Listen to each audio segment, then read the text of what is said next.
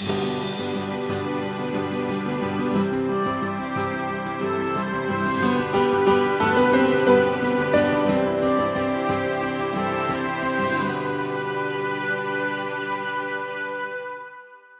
back to The Shepherd's Pie, a slice of hope to raise faithful kids. I'm Tony Kolenc, a father of 5, law professor, columnist for Practical Homeschooling magazine, and the author of the Harwood Mysteries fiction series for teens. On that note, if you are a teacher or homeschooler, you'd like an author come speak with your middle school class about writing or about the Crusades or medieval life, invite me to be a speaker. I love visiting classrooms on Zoom or in person, and you can just go to my website, antonykolenc.com, put in a speaker request there. Now, on today's show, we will be speaking with Marianne Hering, author of the Fun Imagination Station series for kids, about how we can use fiction to teach history to our kids.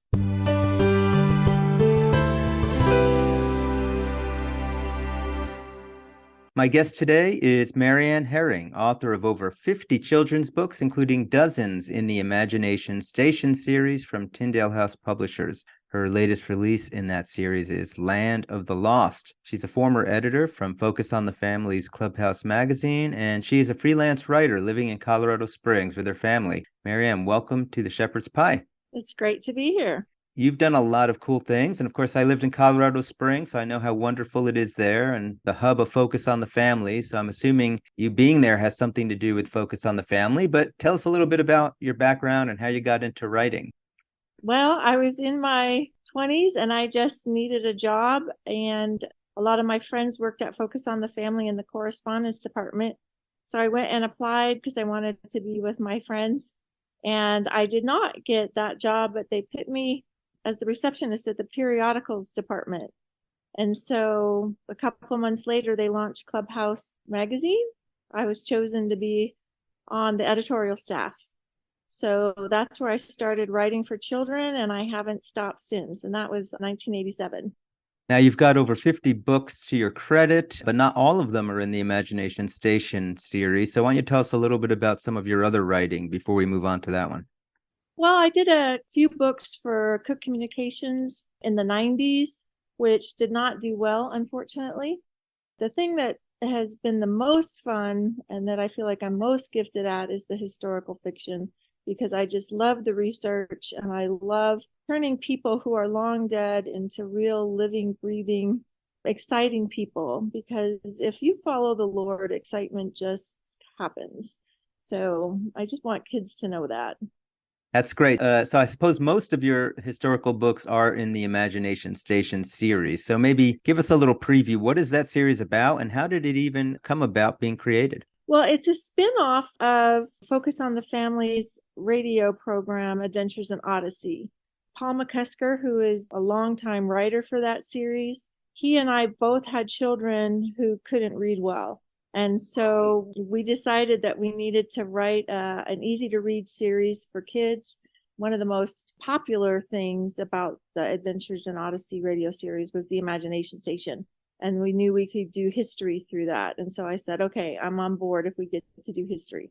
Now, I loved Adventures in Odysseys, but the OG Adventures in Odyssey, I would say, when my kids were small, we used to listen to it on like cassette tape in the car as we'd be driving around, going from one military assignment to the next. And I actually had Brock Eastman, who is associated with the reboot of some of it, on the show here a while back. But for those who are not familiar with the Imagination Station, what is that? The history of Adventures in Odyssey. There is a gentleman named John Avery Whittaker, and he owns a giant house called Wits End, and he's turned it into a fun emporium, for lack of a better word. And one of the things that he has built, he's an inventor, is the Imagination Station, where he writes programs and you can get in the machine and go visit anywhere in history. So we've started to use that as a way to launch my characters, Patrick and Beth. Those names were taken from Paul McCusker's children's names, kind of adapted those, and they also had short vowel sounds in them, so they were easy to read. So that's where those names came from. Now, what age range is the Imagination Station series for? And you mentioned the easy to read aspect. Is that also trying to appeal to people who are having difficult maybe learning reading? My books are really exciting, and kids of all reading levels can access them. But my target audience, really, when I'm writing these, I'm thinking 10, 11-year-old boy who is struggling to read and just needs something really exciting to get him to read the book. And I mean, I do consider the girls too, but there seems to be a lot more books aimed and targeted at girls, especially in the Christian market. And so I thought, you know what, we just need something really exciting. So I lean towards dragons and knights and giants and things like that to capture the boys' attention. That's really what it is, short sentences. It just really keeps the kids engaged so they'll work to get through the book. And about how long are these books, either numbers of pages or words maybe? The beginning ones were about 10 to 11,000. And now I've just kind of gone crazy and we're up to 15 or 16,000 words.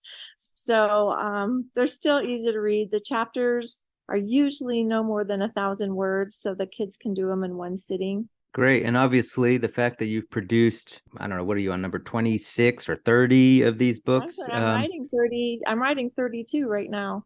32. So the fact that you've written so many of these must mean that they are really taking off. And what kind of feedback are you getting from your readers? They love the books. I get a lot of homeschool moms writing me, thank you. My son will read these. He's already on book 6.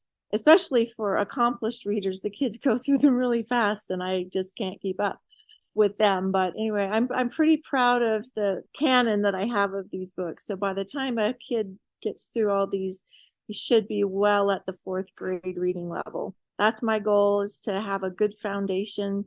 If they read a lot of them, they'll have tons of vocabulary and good sentence structure, and they'll be able to move on to other more advanced reading, like perhaps your books.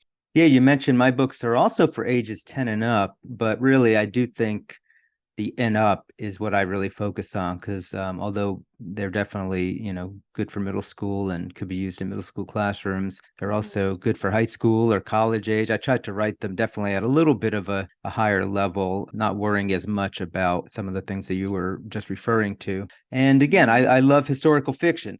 Why did you choose historical fiction? I mean, you could write all sorts of, you could have wrote fantasy books that boys would have loved to read also. Why historical fiction and why is that important for kids today? I have to be honest, I just read history and I fall in love with those people. And so when I find a hero, I really want to encourage kids. And then there's just been so many great heroes of the faith. And I just really think that kids need to know about these people and events, special events in Christian history. I don't know. It's just an honor to present to them these people and in a way that they can appreciate and get excited about. Now, you've mentioned faith, Christian history. Are most of the books in this series going to be focused on something biblical or some spiritual figure in history? Most of them are. So the first one I did was on Leif Erikson, but I focused specifically on when he brought the gospel back from Europe. The king of Norway presented him the gospel, and so then he went to Greenland and brought it there. Leif Erikson, I could have done 100 different angles on him, but that's the one I chose. Now, I have an ecumenical audience, a lot of Catholics in there. Is there anything in the books that you think wouldn't appeal to Christians in general? No, in fact, I've done quite a few Catholic characters. We did St. Patrick. We've done Telemachus. So we have featured quite a few Catholics. I just did Magellan, and he was Catholic. I try and focus on anybody who is faithful to the gospel rather than a certain denomination or, like I said, if they're a hero and they had a great faith in God, I want to write about them. How do you present faith in these books? Because if you're trying to appeal to a young audience, especially you're already presenting history, you don't want to obviously be preachy or bore the kids. So how are you able to intertwine faith in a way that would be accessible to a 10-year-old? Well, I usually just pick one theme and focus on that. I mean, it's very simple. So there's a lot of action and, part of it is just introducing kids to people and events and places. I recently wrote a book about Bible smuggling in the USSR.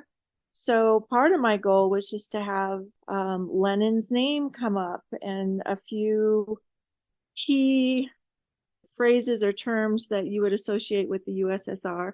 And then, of course, I have Bible smugglers. I did a character somewhat based on Brother Andrew, but he's totally fiction.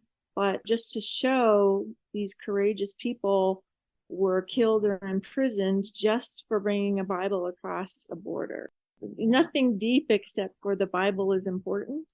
I mean, that's really the strong message that comes across. So it's not like you're bringing up a whole lot of theological fine points for the kids to figure out. I retold the story in Fear of the Spear. I have somebody get baptized. And so we just talk about what baptism means and that kind of commitment, but it's just really simple in between chasing a leopard and outrunning people who are throwing spears at you. So yeah, I usually just have one history point or, one basic point, but also, get in a little bit of history there so that kids have a context. And hopefully when they come across that again, they'll bring that knowledge with them. And what do you do about researching some of these historical figures? Obviously, some are going to be more difficult to figure out than others. What's your process on that? Well, now it's easy. It used to be I had to go drive to Denver sometimes and use the Denver library, but with Google and I tend to over research. So I don't make a whole lot of money on these books hourly because I dive in so deep. And then it's hard sometimes to figure out what is true. There's a lot of biographies out there and they just present the good stuff about people. And so I tried to get a balanced view of history, and Magellan was my most difficult subject I've ever done because I wasn't going to do him until I found out that when he was in what is now called the Philippines, that he put his life on the line and he said, I'm going to pray for this person. And if he's not healed, you can chop off my head. That right there, the book just formed. And then I found out about all the mutiny and all the troubles that they had and all the animals that they discovered along their route. So all of a sudden it became, a really exciting book. And I could feature him and that moment of faith. All right. So your most recent one is called Land of the Lost, which I remember a childhood kind of corny TV series called Land of the Lost that I really liked a lot as a kid. But I suppose this is a bit different than that. Tell us, what is your premise in Land of the Lost? Well, it's the story of Noah's Ark. For years, I've wanted to do this story, but I couldn't come up with a fresh, exciting angle where the kids wouldn't know exactly what was going to happen and how it was going to happen. And so my big point in this one is that it was God who did it. I did a lot of reading, and a lot of people on the internet were mocking Noah and the ark, and it was impossible for it to be built. And there was just no way it could have happened. And it's one of the biggest myths. And I thought, I'm going to research this. And so one of the things that I brought out was the whole issue of the tar and how they sealed it. I did actually a lot of research and they did have the technology to do it. But mostly I wanted kids to know that even if, Noah's Ark had been built today, that it was God who brought the animals, God who put it on Noah's heart to build it. I really bring out in a kid-friendly way fallenness of the people. So the lostness of there is the lost, their souls are lost. That was really hard not to get too graphic or gory or whatever, but to clearly present the community as evil. Noah and his family were set apart for a special purpose. Did you go to Kentucky and visit the life-size replica of Noah's Ark that they have there?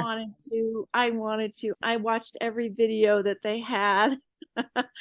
So yeah, I took the levels. I kind of, in my mind, when I was writing it, I had that model in my mind.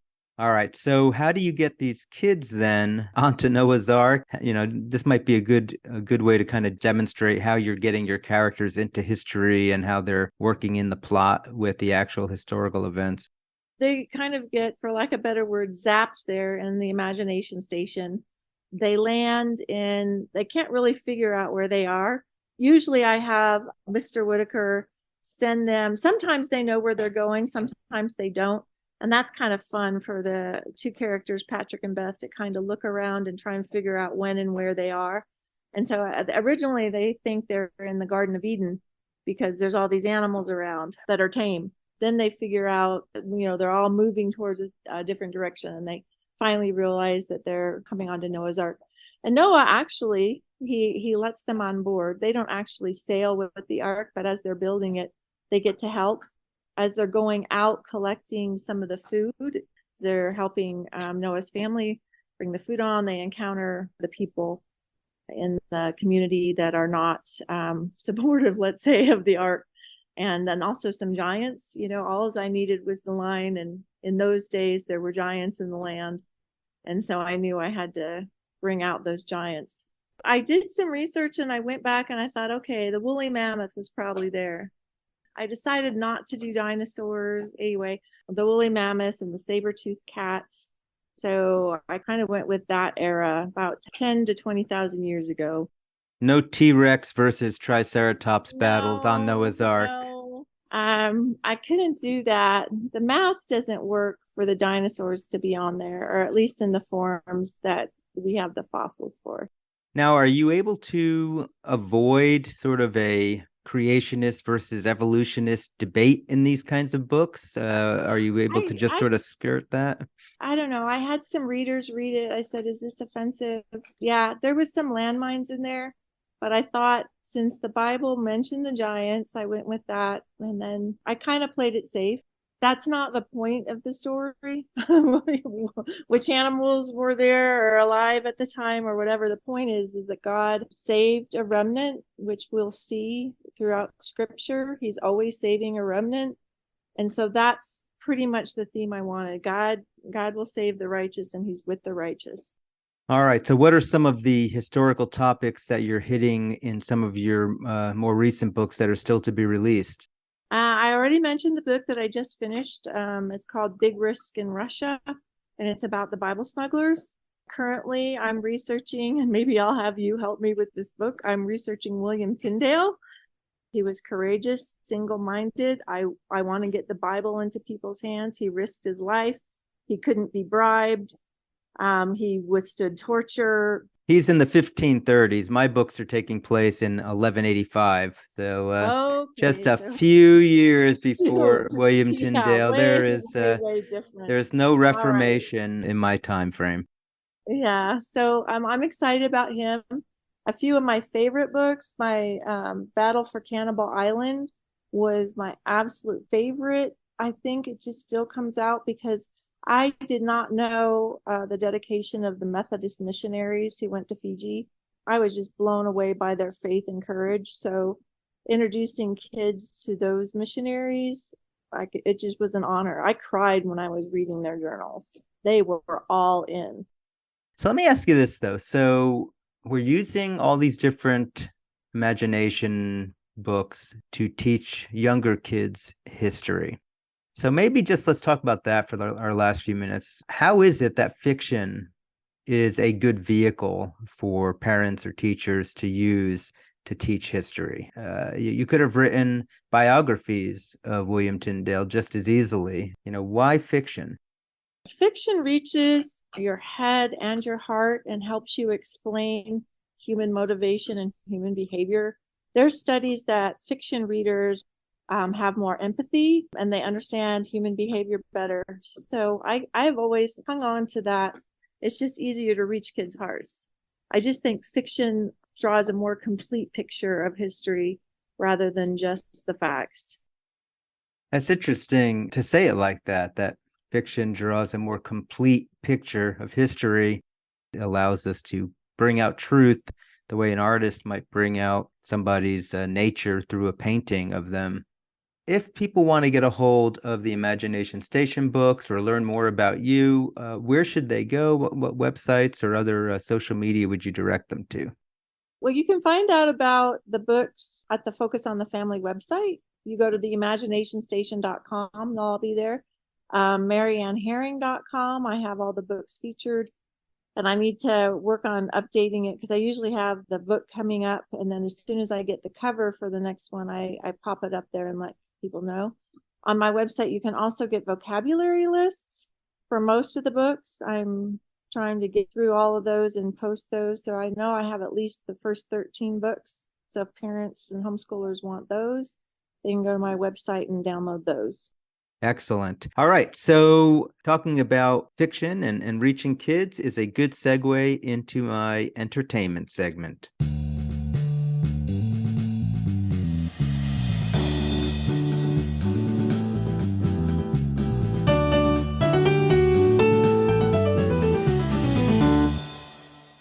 In our entertainment segment, we like to ask our guests if they have any books or movies that they would recommend to families for their kids or teens. And Marianne, I understand you actually do have something that you would recommend folks to read. Yes, over the last 2 years, I've been privileged to edit Amanda Cleary Eastep series, The Tree Street Kids. And I'm just blown away by what a great writer she is and how fun those books are. They're for kids, I would say like fourth grade, give or take a year.